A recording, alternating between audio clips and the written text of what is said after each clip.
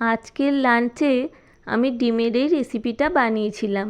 সেই জন্যে একটা বোলের মধ্যে আমি 3টে ডিম এরকম ফাটিয়ে দিয়ে দিলাম। তারপর এর মধ্যে একটু পেঁয়াজ কুচি দিলাম, একটু লঙ্কা কুচি দিলাম, স্বাদ মতো নুন দেব, আর এর মধ্যে আমি একটু জিরের গুঁড়ো আর কাশ্মীরি লঙ্কার গুঁড়ো দিয়েছিলাম। দিয়ে খুব ভালো করে ফেটিয়ে নিয়েছি। এবারে কড়াইতে একটু সর্ষের তেল গরম করব। তারপর যে ডিমগুলো আমি ফেটিয়ে রেখেছিলাম না, সেটা এর মধ্যে দিয়ে দেব। দিয়ে আমি একটা মোটাসোটা একটা অমলেট তৈরি করে নেব।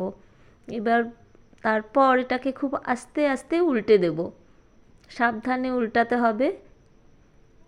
আমার উল্টাতে গিয়ে মাঝখানটা ভেঙে গেল, কিন্তু তাতে কোনো অসুবিধা নেই, কারণ এটা আমি টুকরো টুকরো করে কেটে নেব। আমি এরকম টুকরো করে কেটেছি, আপনারা চাইলে চৌকো চৌকো করে কেটে নিতে পারেন, আপনাদের পছন্দের শেপে কেটে নেবেন। তারপর এরকম দুপিঠ ভাজা হয়ে গেলে আমি এটাকে তুলে নেব।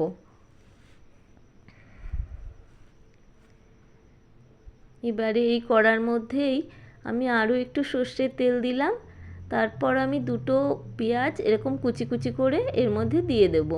পেঁয়াজগুলো একটু লাল লাল ভাজা হয়ে গেলে এর মধ্যে আমি 1 ইঞ্চি আদা, 4-5টা কাঁচা লঙ্কা, 4-5 কোয়া রসুন আর একটা গোটা টমেটো পেস্ট করে রেখেছিলাম, সেটা এর মধ্যে দিয়ে দিলাম। দিয়ে পেঁয়াজ ভাজার সাথে এই মশলাটা একটু কষে নেব।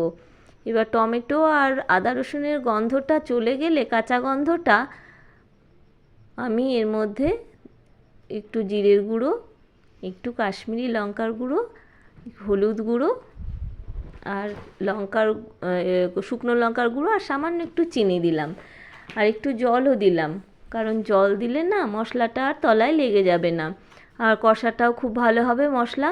এবার ভালো করে মশলা কষে নিয়ে আমি এর মধ্যে 1 কাপ গরম জল ঢেলে দিলাম।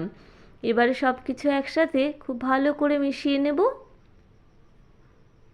তারপর এর মধ্যে স্বাদ মতো নুন দেব, আর একটু ফুটে উঠলে ভেজে রাখা ডিমগুলোর মধ্যে দিয়ে দিলাম। এবার ঢাকা দিয়ে 5 মিনিট আমি রেখে দেব। 5 মিনিট ভালো করে ফুটিয়ে নেব। তারপর ঢাকা খুলে এর মধ্যে একটু কসুরি মেথি হাতে স্ম্যাশ করে ওপর থেকে ছড়িয়ে দেবো, আর একটু গরম মশলা গুঁড়ো দিয়ে দেবো।